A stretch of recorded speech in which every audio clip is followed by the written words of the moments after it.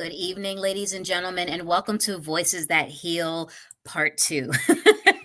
For those that were with me just an hour ago, you know that I just had a conversation, but I'm very, very excited to continue on my advocacy this evening. So just a little bit of housekeeping tips and tricks for those folks that are watching. We are live on YouTube under the Heal Collaborative page, as well as Facebook. So you can definitely either leave a comment or show love, support, whatever you want to do through those two means. And we will see them on screen here. I'll be able to incorporate your questions into the conversation.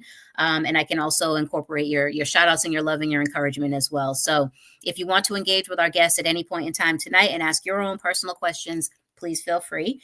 For those folks who don't know, registration is now open for the African American Lung Cancer Patient and Caregiver Summit happening in New Orleans in April of 2026, April 23rd to the 25th, I want to say. So make sure you check out www.healcollaborative.org to go register for that. If you've been to the first two, you know that these are a time, and this one's going to be in New Orleans. So you already know it's going to be an amazing opportunity. So make sure you check that out and go get connected so that you can stay up to date with what's going on. I want to make sure I do a little bit of an intro here. So this is a conversation that I've been wanting to have for a long time. Like, I am obviously a lung cancer patient and survivor, and I have struggled with my diet for longer than I've been diagnosed. I'm just going to be honest and transparent. Like, I am a terrible eater, and I just know that, you know, I've got to do better for myself and for my health. And so this is a conversation that I know not only I, but so many other people can benefit from. So I'm hoping that you guys will jump in, engage, ask questions, and most of all, share with your family and friends, because I think a lot of this just needs to be shared with those that we love. Sometimes we feel overwhelmed by the idea of eating right and nutrition and diet. But honestly, if there's simple tricks and tips that you can do just to start on that journey and then make gradual changes, I think that's the best way to have long-standing success. So I'm going to get off my soapbox and I'm going to bring our guest to the stage tonight. I had the opportunity to meet this wonderful woman at the Philadelphia Screening to Treatment event hosted by Heal about 2 weeks ago or so. And I was like, I've got to get her on the show. She's the one.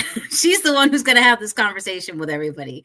And so I am so excited that Dr. Patrice Hubert has agreed to be on Voices That Heal tonight to talk through diet and nutrition and some of the things that we can do as patients to make our lives a little bit easier, but also a little bit healthier. So Dr. Hubert, thank you so much for being with me tonight. And how are you doing?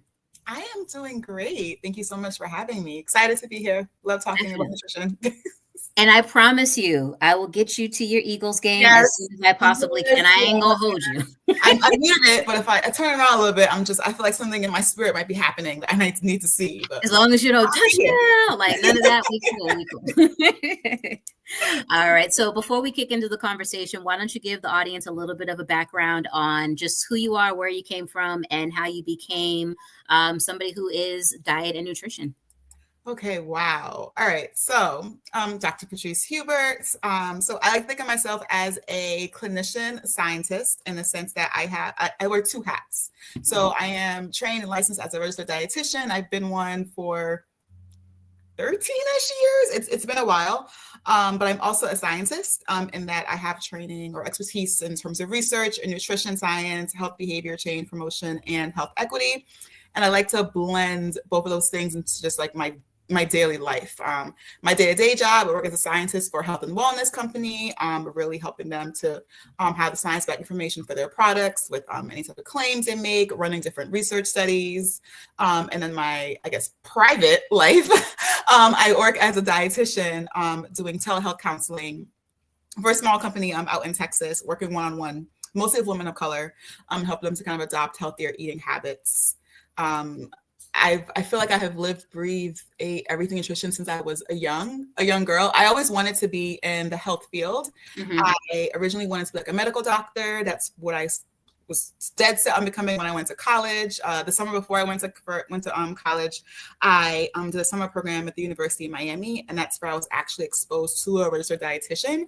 And she talked about her career, and I was like, oh, I can actually like make a life out of like just talking to people about food and eating. As growing up, it was something I was like really into. I was really big into exercise and fitness, and like I tried to eat healthy, under my mother's roof. I had no money, so I couldn't buy my own groceries, right. But I really wanted to learn more about it. So I shifted my gears. I went to University of Connecticut, by the way. I'm originally from Connecticut. And I started at UConn. I joined a dietetics program. I got into research. I fell in love with being the creator of knowledge is what I would say, and, you know, finding out solutions to things. But I also still love working with people. So I didn't want to lose that. That's why I kind of kept both hats. I can be in like the lab, be in the world, but also able to connect with individuals and share in real time. It's pretty good. And it was, I would say, maybe fun or interesting to be able to, you know, work with patients one-on-one and then take that back to my research and fine tune or change things based on what was happening in the real world. Because sometimes scientists are a little bit disconnected from what's going on out there. So it was nice to kind of stay connected. I used to have a lot of arguments with my advisor because she could understand things. And I'm like, no, this is really how it is. And like, and she hadn't practiced like since before I was born. So it was just very interesting. So I knew I never want to like lose that side of myself. So, you know, I'm busy, but I'm busy doing what I love. And like, both of my, what's the saying? Both of my cups are full, or glasses, everything is full. And I'm also a mom. So yeah, there's that. Yes, I got to meet your daughter at the event, which was awesome. She was so well behaved. So where, I got to ask this question because just hearing you talk about, you know, what you do is so interesting to me. And just where does science meet nutrition for you? Like you say, talk to your patients and then go back to the lab. What's that intersection? And like, what are you doing with this information when you are meeting one-on-one with your patients?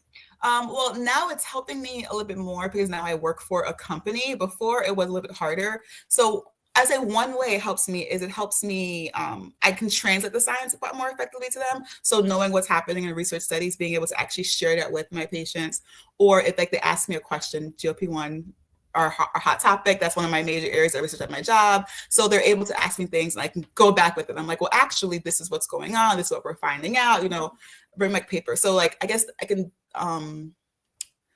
less academic jargon, sort of like translate language like more of a lay audience. I really am big on science communication, which I think is hard. So that's one way I was able to do it. Another flip way was like during my PhD training, also during my postdoc training, working with different communities or different cultures. I realized that a lot of the advice or things that we were really educated on or taught in school, I couldn't really apply in real life. Mm-hmm. And that kind of helped me to do my focus. So my PhD project was on tailored messaging. So tailoring dietary advice to people's like taste profiles, their preferences for food.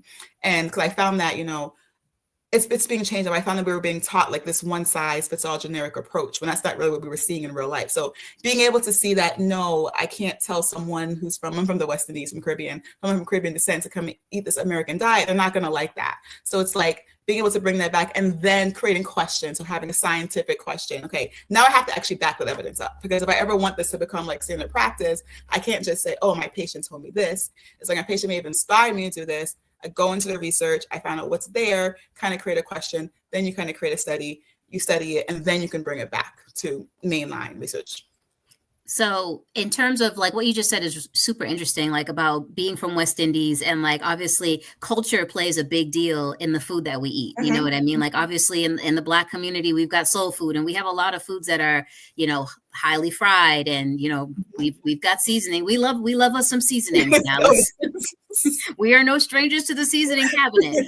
And so a lot of that nutritional value gets lost in just our cooking processes. So when you talk to your patients about, you know, the food and choices that they're making, how does culture play a part in that? Like, are you sort of like well-versed in all the different kind of cultures and foods, or like, you know, how is that conversation for you? Because I'm sure like there's an amount of like different cultures and foods. There's a Mediterranean diet, there's, you know, keto, there's paleo, there's all these crazy types of, you know, different, not just necessarily fad diets, but just cultural diets that, you know, incorporate a lot of things that may not be the foods that you would recommend somebody eat on a regular basis. So how do you navigate those kind of challenges? Well, one thing I would say is I never recommend foods for people to. So I would never say, you know, have this type of food. I'm a big believer in, you know, having moderation and having different types of things. So instead of recommending foods, I probably recommend food categories. So it's like, you know, if I'm trying to incorporate someone or tell someone to eat more fruits and vegetables, and they might be from an Asian country, you know, they're probably not going to eat I'm picking on this asparagus or something that's more standard, like a U.S. diet. So it's like I would ask, what veggies are common in your culture. I also research. I like do a little bit of research on my back end just to kind of see and like, hey, what are some ways we can incorporate those? So still making sure I keep their culture. So it's very important to keep people's culture alive, especially in my counseling. I never want people to lose because inherently our cultural foods aren't unhealthy. So it's like if you look like a standard Black American diet, people might say collard greens are unhealthy. Collard greens themselves are not unhealthy. They're a green. They're full of vitamins and minerals. Yep. The way we cook them might be unhealthy. So it's thinking of different ways to cook it while still keeping the presence of that food. But how else can we prepare that vegetable? So I do a lot of that, like cooking methods. I'll go over with people and we'll brainstorm together. I'm like, no, I don't like that, and it's like, well, try it. Well, I didn't like it years ago. Well, our taste buds are always changing. They love that too, because my postdoc was I did a postdoc at the Mineral Chemical Sensory Center where I study taste. So I'll bring them in. I'm like, well, actually, science tells us this. Your taste buds are constantly changing. You can adapt. You can learn to love these foods. You can learn to love the different flavors of these foods. And it's not that you could never enjoy fried food ever again. That's ridiculous. Of course you can. It is that we want to make sure we can have different ways to enjoy that certain food. Yeah. So you studied taste. Yes. That I didn't know that was a thing. I could have studied in college. I could have just listened. I had no idea. So taste and smell, like the senses, like taste and smell, chemosenses. It's a really interesting area. It's one of the smallest. Like it's a very small group of people who focus in that area. Like everyone knows each other. We don't have like 1-2 conferences. So I got into it because my PhD advisor, her PhD work was in taste, and she was a dietitian. And then by the time I got to her, she was more behavior focused. So we did like the preferences, like the things after. And I really wanted to get more background knowledge on like the science and the biology behind taste and how that worked. So that's why I ended up in Philadelphia actually, when I went to the Mineral Chemical Sensory Center to kind of get that thing. I still kind of took my own spin on it because but it's very interesting. It's a very interesting field. And I would say even just people who say human taste is even smaller than taste in itself. It's already a small group of researchers, and a lot of people do animal research, but they're just looking at human, it's even smaller. So when they're young people, even who wants to go back to school, I urge you to go down that way. I feel like it's probably going to grow soon, especially with like personalized medicine, like personalized nutrition coming like to the forefront. But pretty cool. Yeah, it sounds like as soon as you said study taste, I'm like, oh, what is that like? Do you get to eat? Like, because that's you get to test things, do different like one of my things I looked at sweets and sweet preference and how it can inform like eating behaviors. So you get to like drink different sugar solutions, you can make different solutions, there's different things. It's really fun. I did one for one of my colleagues earlier. I think she was trying to measure trying to figure out what my threshold was for like detecting like a presence of like a different molecule. So I have very strong taste buds, but in between it I got to eat, which was great. Like she gave me like unlimited like egg sandwiches, so it was like I got to taste things, I got to eat a lot, and I got to taste things again, so it's fun. That sounds great. So next time I go out to eat, I'm like, no, I'm studying taste right now. Thank you. No. So fun question before we get back into the other one. Are you a cilantro tastes like soap or cilantro tastes like an amazing spice person? What's your taste buds tell you? I just don't like cilantro, so I don't even know. Yeah, I do not like it, but I cannot say it tastes like soap. I don't have that gene. It definitely doesn't to me. I just don't like it. Okay. All right. Yeah. I'll let you slide on that one, I suppose. But yeah, I'm always interested in the folks that are like, cilantro tastes like soap. I'm like, what a sad life you live. No. I could do dried cilantro on things, but like the fresh, it's just something I haven't. It's one of the things I haven't gotten used to. I mean, I'm not going to sit there and pick it off. I'll eat it, but I'm not gonna.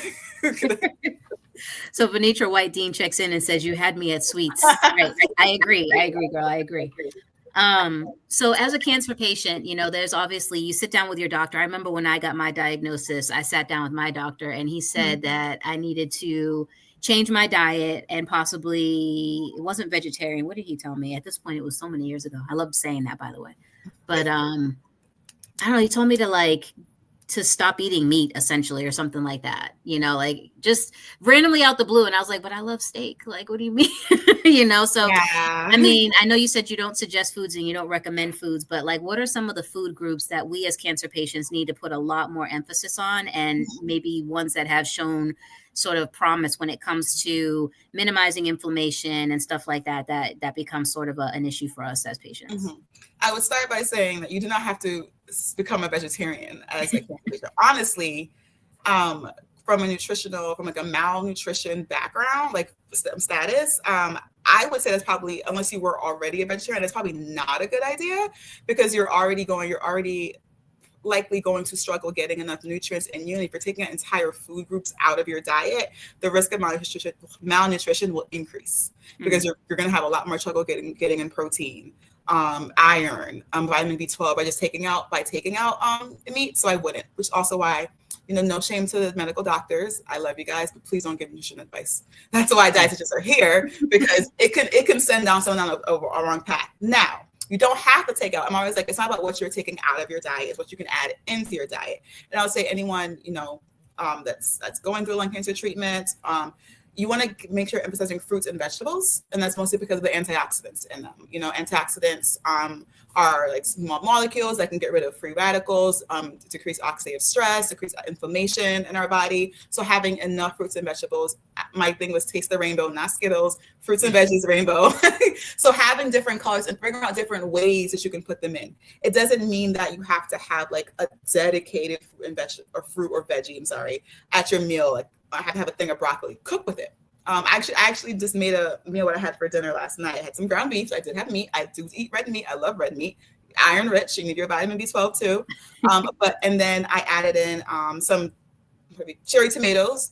I chopped up a bunch of different color peppers. I had yellow peppers, red peppers, orange, green peppers, and I threw that into the meat and sauteed. So that was my vegetable. So it was like seasoned with additional seasonings. And so you're still kind of getting that in there. So definitely making sure you're having that.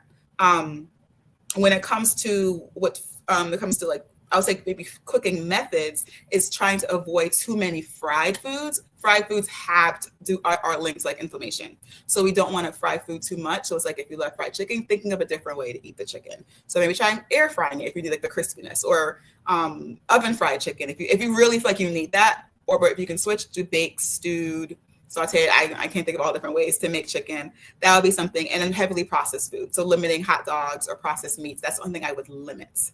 So more fruits and veggies, more baking, sort of like lean meats processes, methods of cooking, and less fried foods. And water for everyone. But being hydrated plays a huge difference.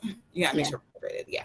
Definitely. Water is always something that like I have one of those big gallon jugs that are like, keep going, you can do it. And by like halfway through, I'm like, I'm going to throw up. Like, are you so much water? Do not chug them all at one time. I know. It's just like, it tells you, it's got the times on it. So it'd be like 9 a.m. you should, drink this. 11 a.m. you should be here, 1 p.m. And it's like, by the time it gets to like 3, I'm behind since like 11. And I'm like, you can try, when I see people just like struggling, and I do it too, try flavoring your water, looking for the sugar-free flavor things. I actually have one here, like one of like these little sugar-free things, like squeezy things. I think it's a great way to add some flavor to your water. Even the like the new electrolyte things. I can't remember off the brands off the top of my head right now. Add those in every now and then. You don't need to have them every single time you drink water. I tell people they don't need to every single time.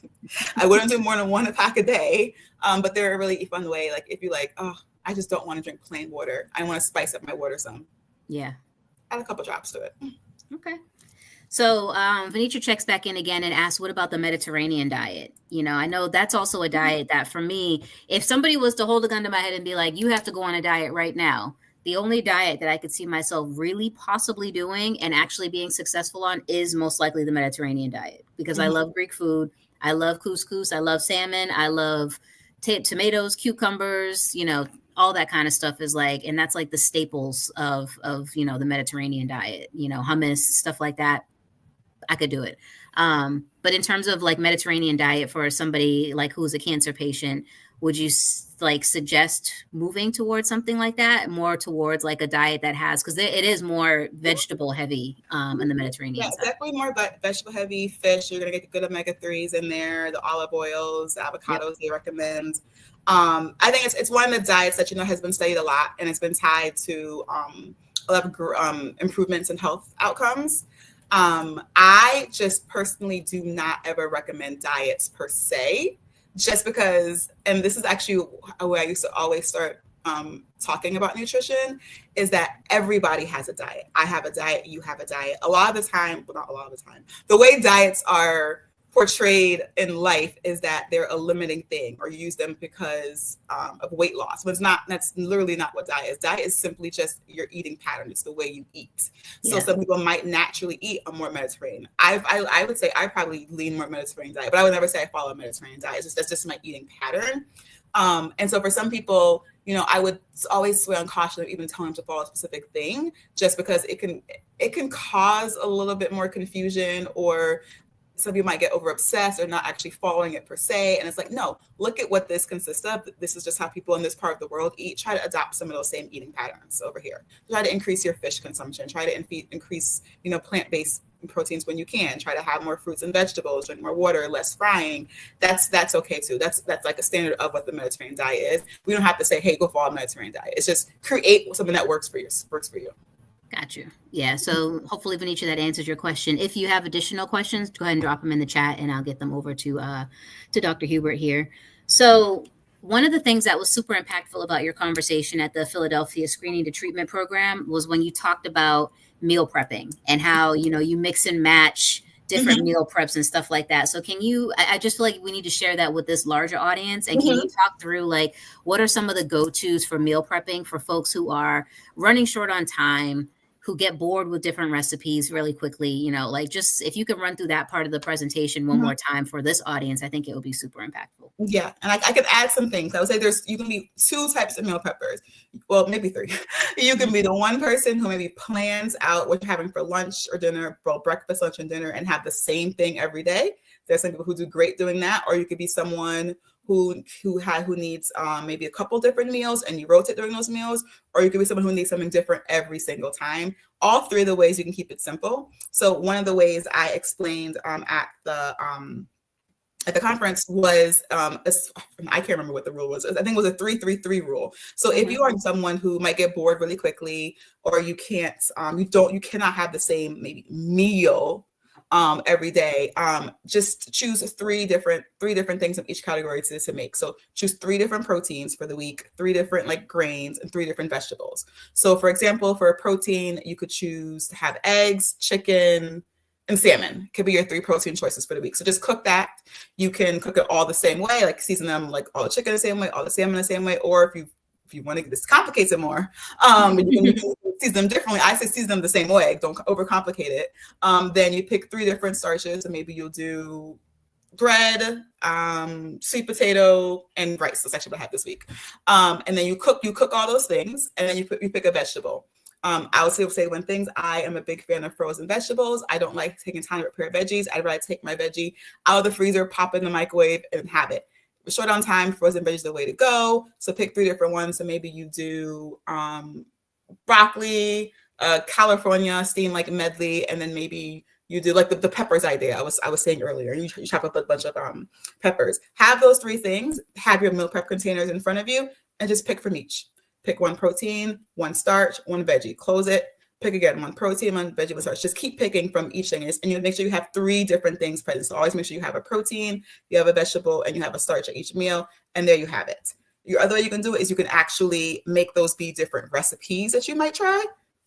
Excuse me. So can I use my example? This was I'll use last week because I did a little bit more last week. I think I had 3 different meal ideas I did for the week. So I did a salmon meal, which I probably just seasoned it in the old way. I think it was paprika. Then I did a hot honey ground beef sauteed meal, and then I did a jerk chicken meal. And so I just made those 3 meals, and then I just packaged them in different containers. And then for lunch and dinner, depending on my mood, I just rotated through them.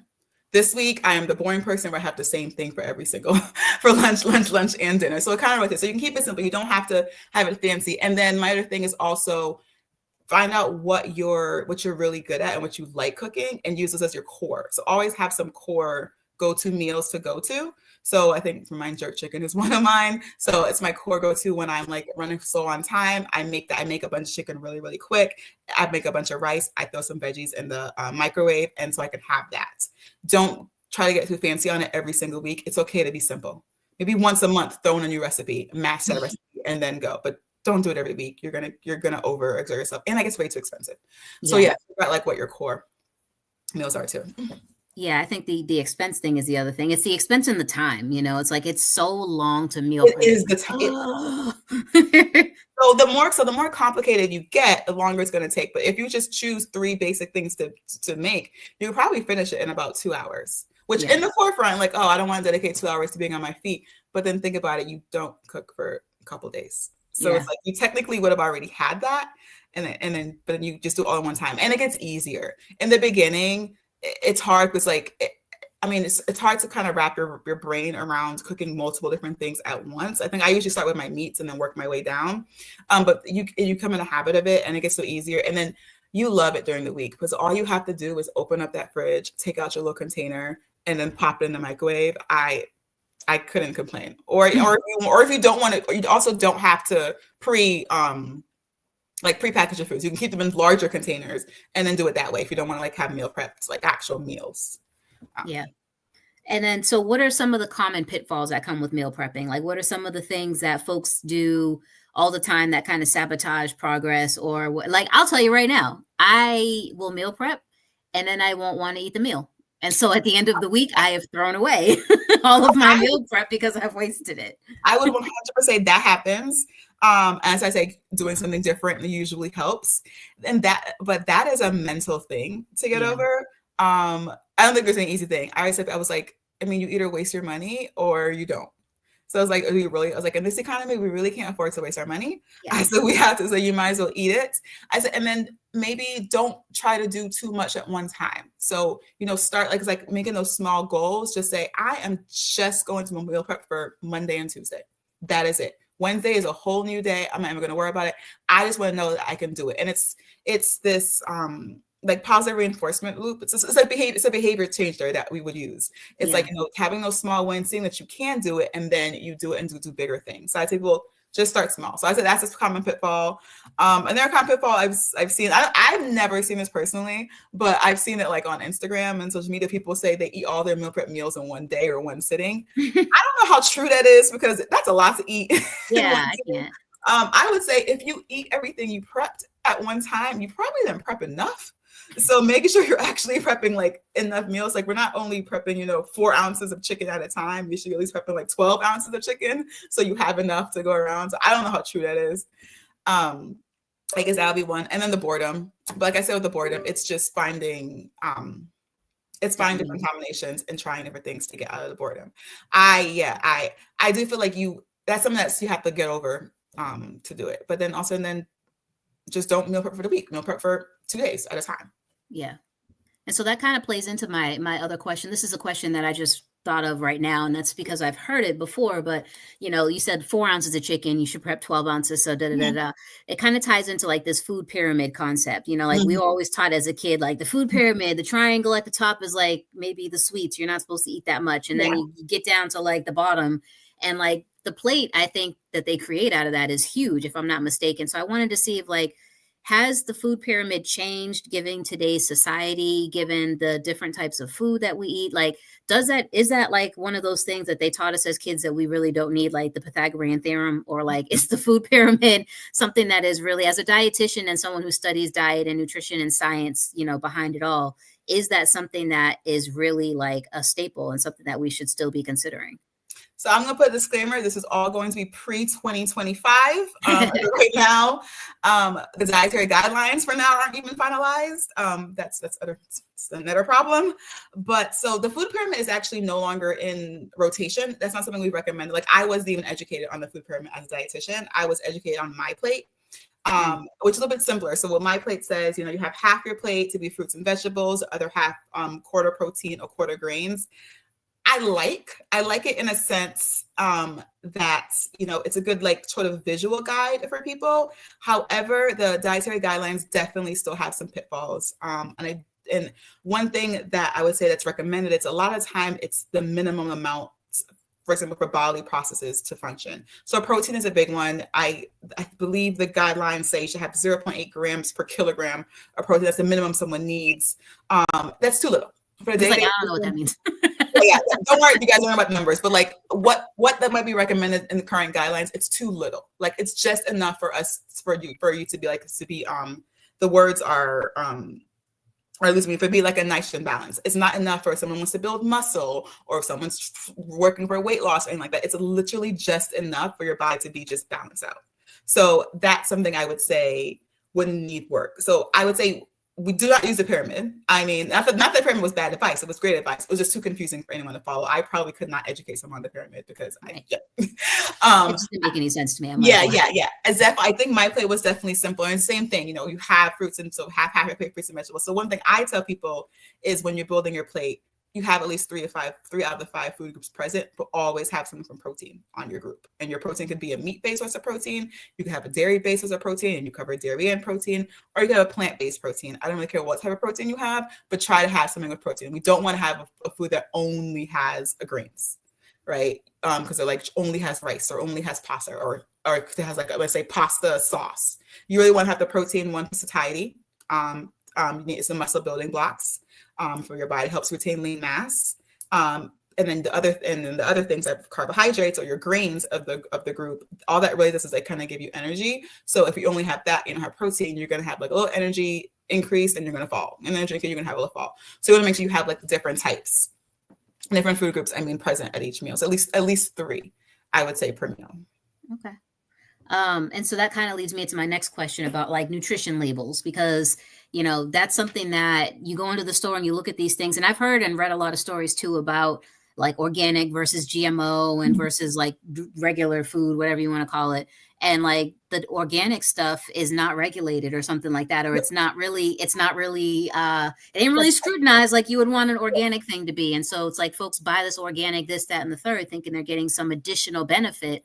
And when in fact, they're really just paying extra for probably the same fluff that, they could get on the regular side of the shelf. So I figured you could put a little bit of light on, number one, what's the most important thing to be looking at on these nutrition labels? What are the common things that we need to be looking at? Saturated fat, sugars, whatever. And then also organic versus regular, what are the pitfalls of looking at those as well, and what we need to be aware of? Okay. So, nutrition labels are a big way for marketing to get you. And that's not even the back of the label. It's the front of the packaging. So the organic argument, I do not buy organic. I think it's a waste of money. There is no nutritional difference between something organic and something not. So you're looking at nutrition-wise, nutrients you're getting the same. There is differences in terms of pesticides, or maybe what the animal, if it was animal, was fed. However, it's not enough to have any biology or nutrient, anything's doing, it's not going to change your body in any way. A lot of people might do that just because of safety or personal reasons. But if you don't want to buy organic, you honestly do not have to buy organic, because even organic farms still use pesticides. They just use different types of pesticides. So I will avoid buying organic. I actually yelled at my boyfriend because he bought organic rice, and I was like, "Why did you buy organic rice? I just paid more money for something good bought regular." I do not buy it unless it's literally the last thing in the store, and I'm like, fine, I guess I'll pay the extra couple bucks. For this, just because not. And I know, we grew up on the Dirty Dozen with fruits and vegetables. I can't even remember what the Dirty Dozen is off the top of my head. Just wash it.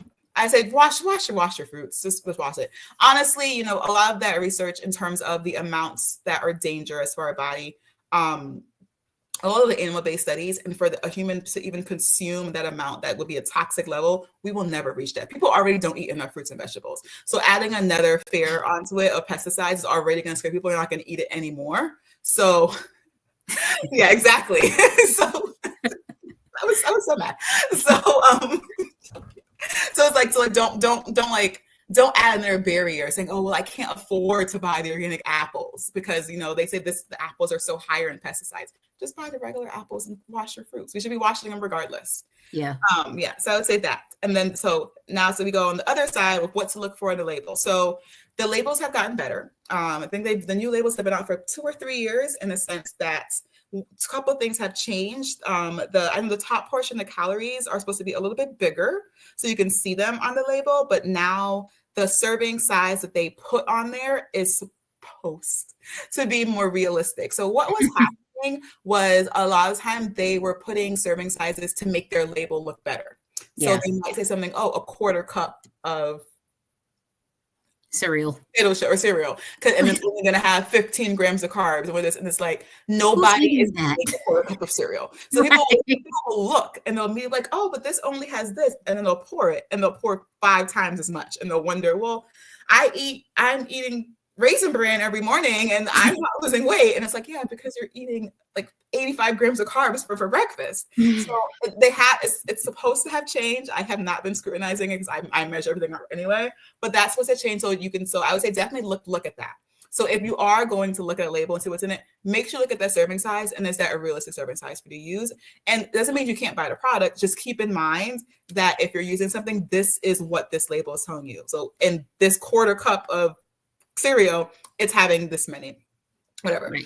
If we go through the other 2 important things I always say to look at is, 1, look at the protein in it. So see how much protein you're getting from a product. I always think is important.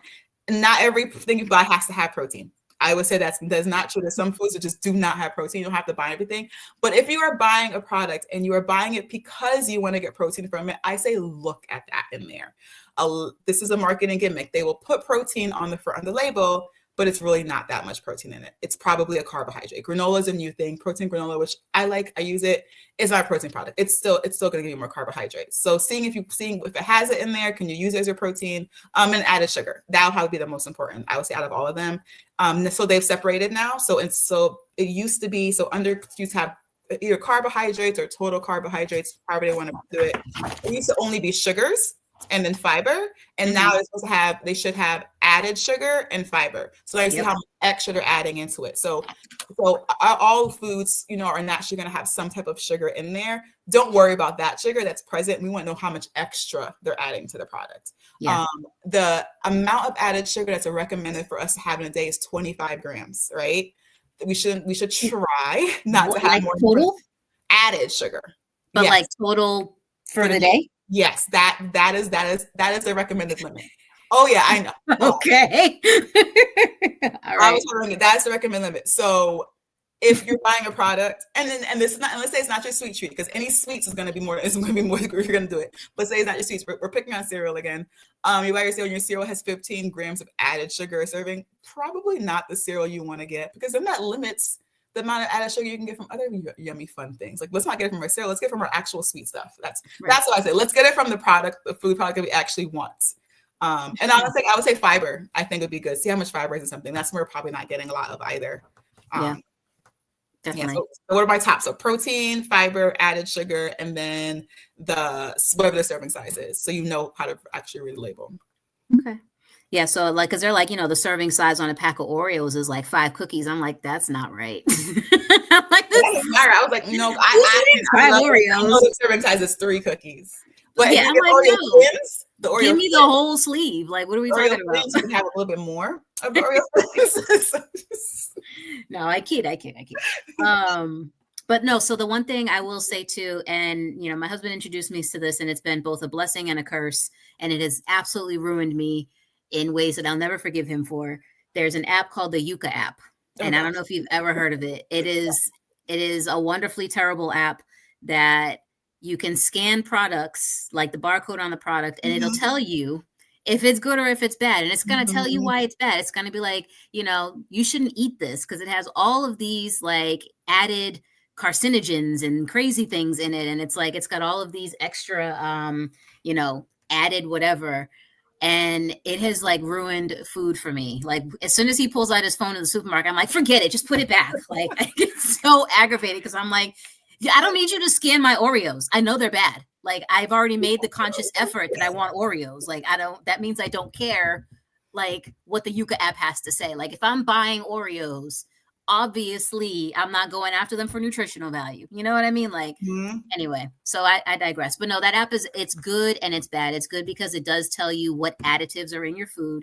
And then it took it one step further where now you can actually email the company to say, hey, you need to get rid of the additives in this product because they're bad and they cause this, that, and the third.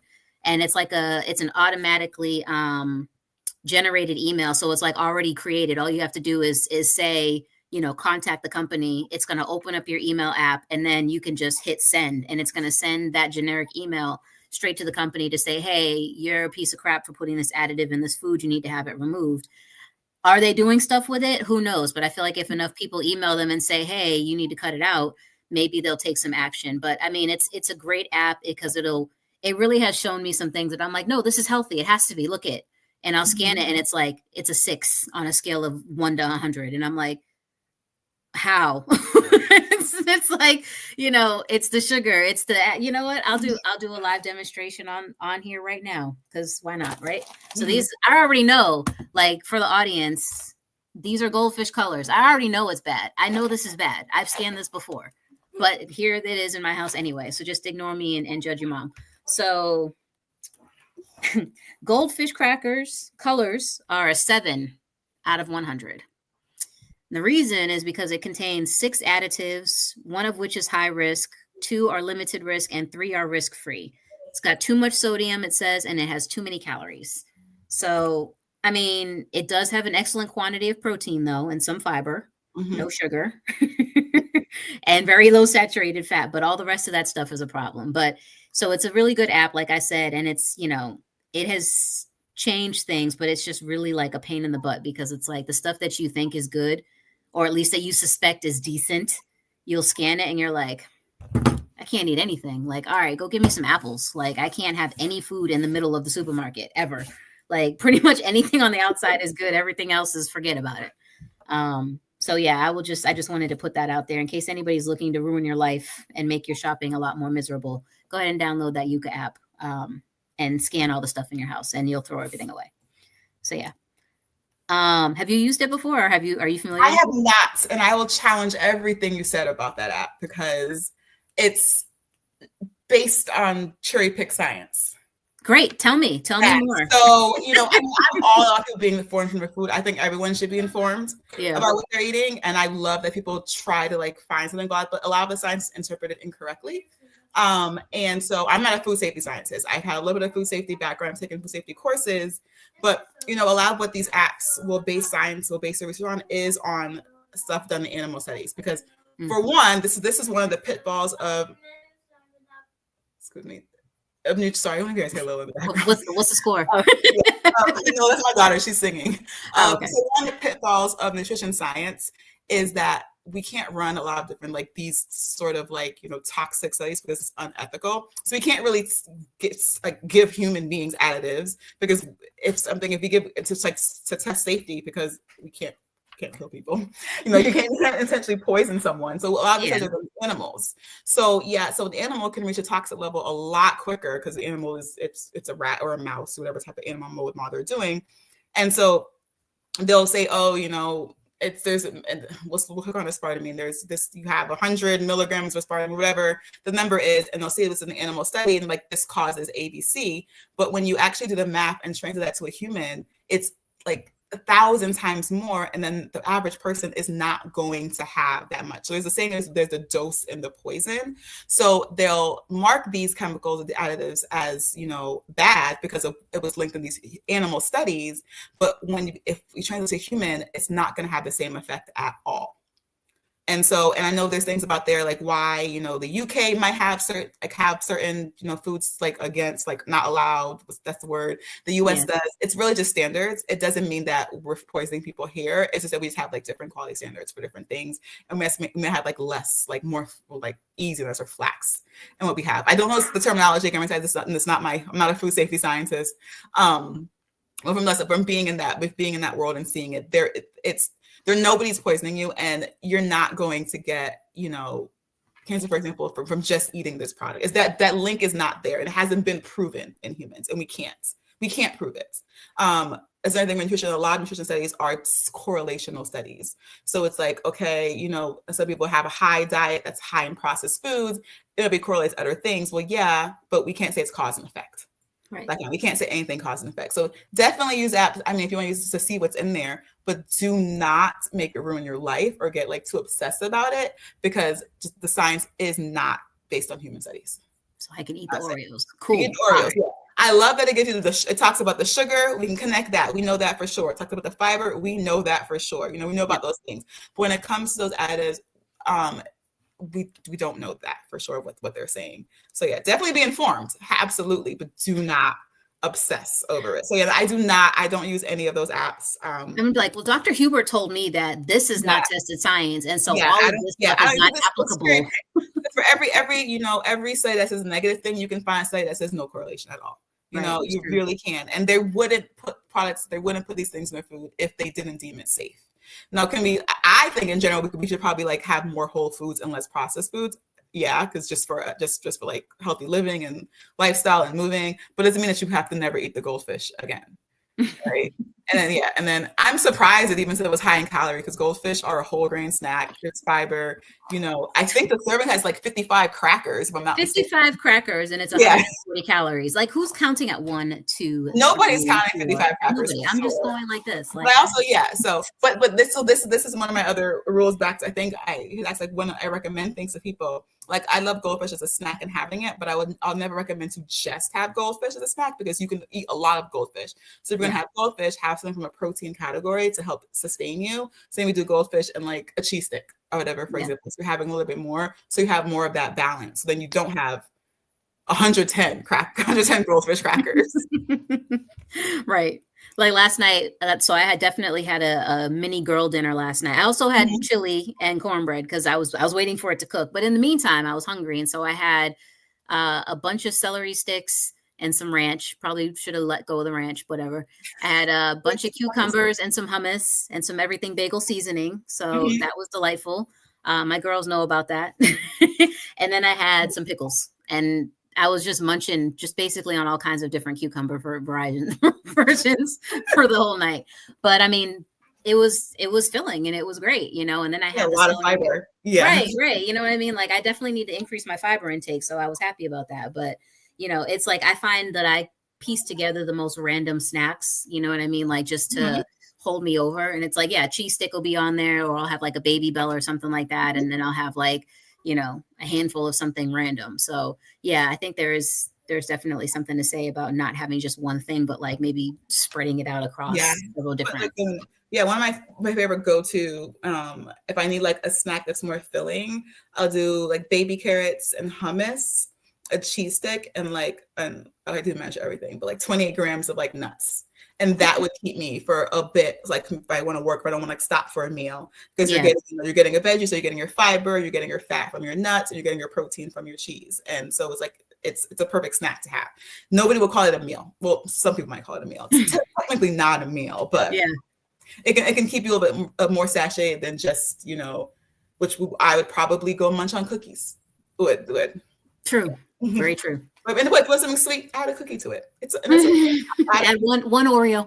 Yes, I in there, but just have it on the whole plate. So you have the whole thing, rather than just going and taking the Oreos, only having that. So 2 quick things. I know I want to get you over to your Eagles game and get you back to your evening, but I know you earlier in the show, you mentioned something about the GLP-1s and, you know, cancer and nutrition, stuff like that. So what have you heard about those, or what has been your sort of opinion on GLP-1s, you know, within the industry right now? Because it is such a trending topic and such a you know, not, I want to say a fad, but it is definitely the latest, hottest thing for weight loss. Yeah. I mean, I would say they have revolutionized obesity treatments. You know, it's showing amazing numbers in terms of, you know, people losing weight.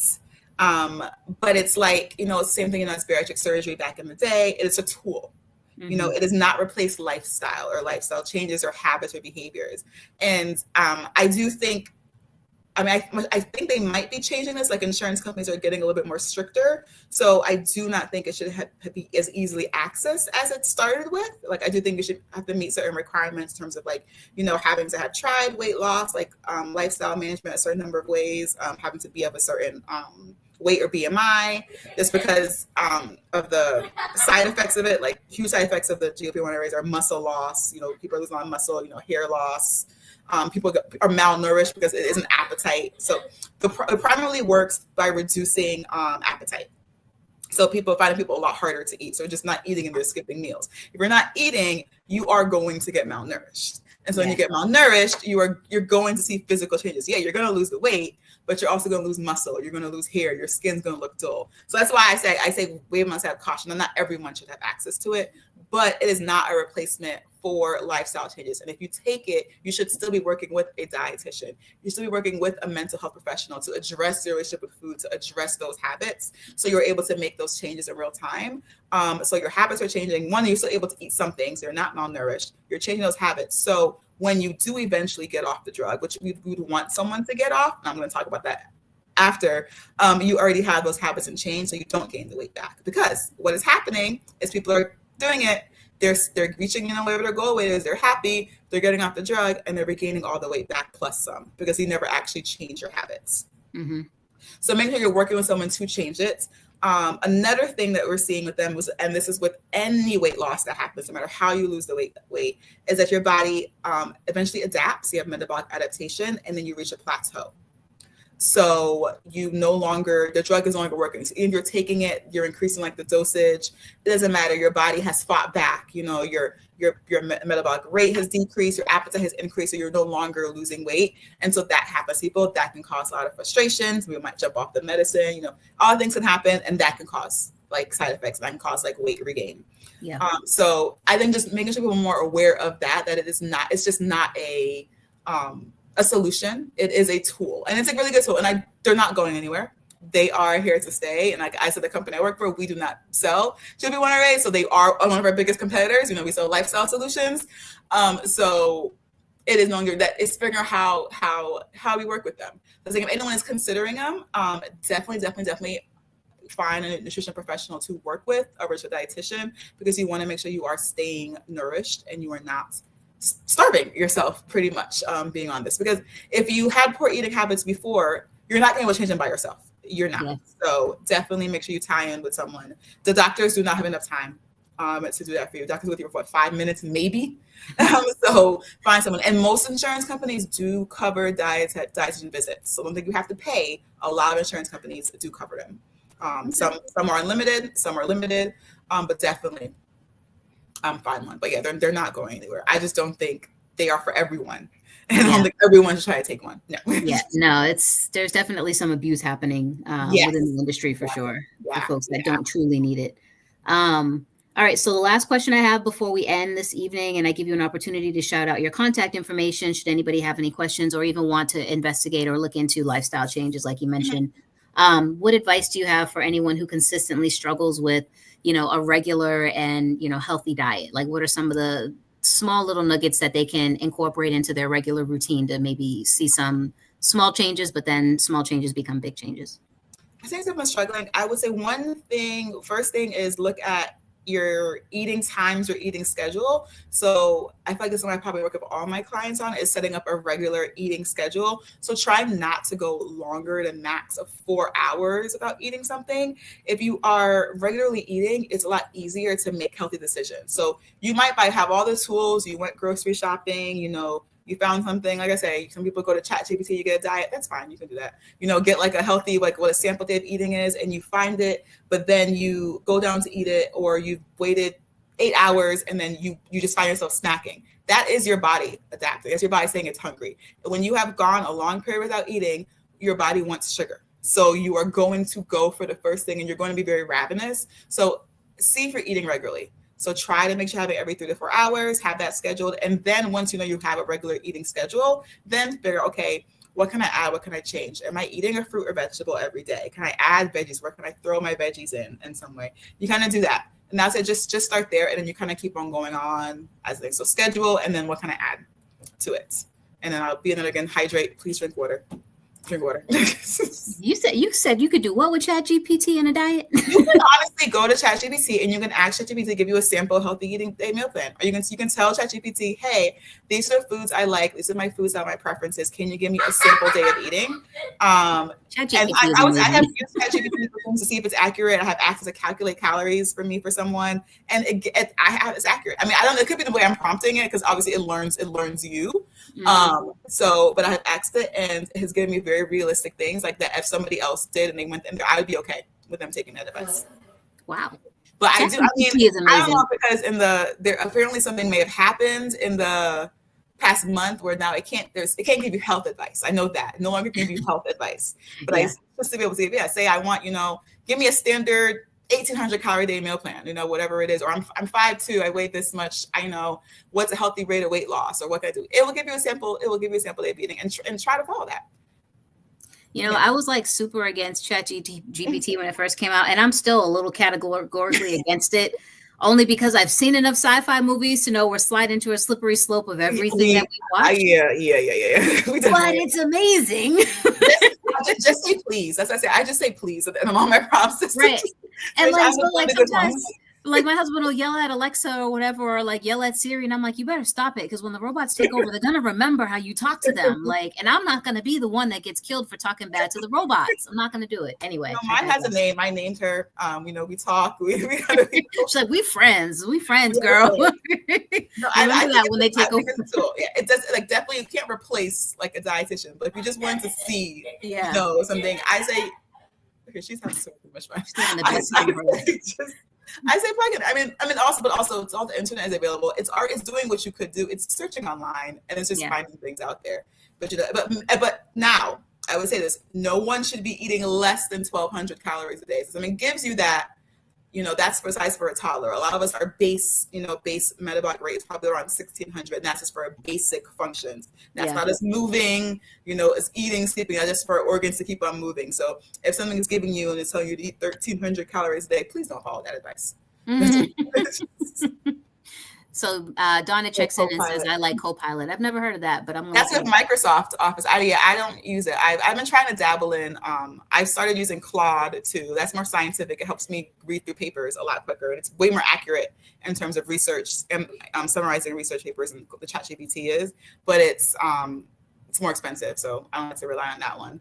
I haven't tried Copilot. I mean, I used maybe like the designer portion for like presentations, in terms of like helping me like format a presentation and like make it look pretty, but I haven't used it like the AI side yet. Okay. So we are out of time. I want to give you the opportunity to shout out your contact information, where people can find more information about what you're talking about, or even just connect with you if they want to ask additional questions. So why don't you give your contact information and then we'll close out. Yeah, I would say LinkedIn is the best place to find me. Patrice A. Hubert on LinkedIn. Feel free to add me on there. I do have an Instagram.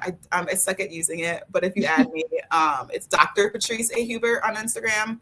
And then my email, which would be patriceahubert@gmail.com. Or if you want my email in terms of where I do the counseling, that would be patrice@stephannbree.com. I could probably send you that. It'll be a little bit information. Yeah. But yeah, no, feel free to reach out. Wonderful. Well, thank you so much, Dr. Hubert, for taking the time to be with me tonight. This has been great. When I saw your conversation, like I said, in Philadelphia, I was like, I need her for an hour and I need her to go over all the things. So I'm super glad that you took the time and you took yourself away from the Eagles game. So I appreciate you and I thank you so much. If they're losing when I turn my head, okay, I have not looked because I didn't want to see what the score was and have a mess in my mood or anything. I'm helping you. But my phone has been going off. I have a bunch of misses. Well, I will let you get to the game. Hopefully they turn it around because my friend Dawn is watching too. So fingers crossed both of y'all get your win for tonight. But thank you again for your time. And I really, really appreciate all the information. I think the entire audience has been really identifying with what you've been saying. And so just thank you because this has been wonderful. You're welcome. And thank you for having me. All right. Talk to you soon. All right. Bye-bye. All right.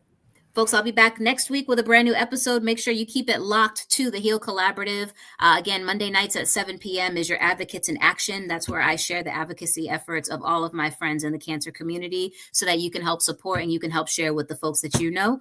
And also Voices That Heal will, of course, be back with another episode as well. I have some really great folks coming up on the next couple of weeks, especially this month. So make sure that you are here every week so that you don't miss any of the awesome content. As I mentioned earlier in the show, registration is open for the African American Lung Cancer Patient and Caregiver Summit. It's going to be hosted down in New Orleans not this year, but next year, April 2026.